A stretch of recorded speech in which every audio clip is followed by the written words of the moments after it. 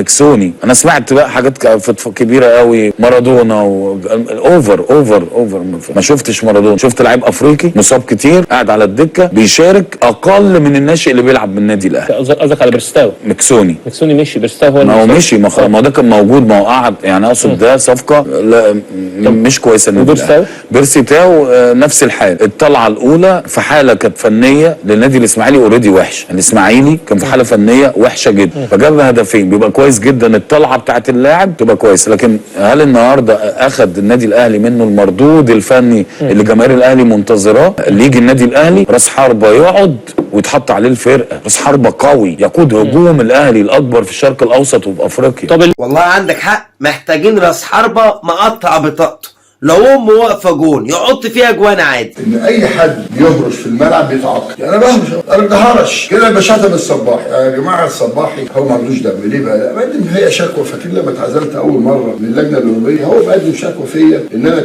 اتريقت على المؤخره. تمام، هو الوضع الطبيعي ما دام انت شايفها اتاخرت على واشتكيتني رسمي في ورق رسمي ما تجيش تحت نادي الزمالك على الاقل وانا موجود، لانك اشتكيتني شخصيا وانا رئيس النادي. تمام، فجمهور الزمالك احنا عندنا مشكله كبيره معاه، بس مش الزمالك بس، هتلاقي اتحاد اسكندري وهتلاقي سيراميكا.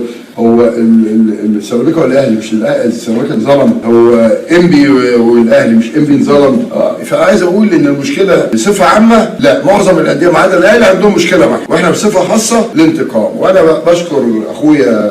تشكر ايه؟ استنى لما الدوري يخلص واشكروا كلكم مع بعض. ادوها شكر اسكندراني بقى.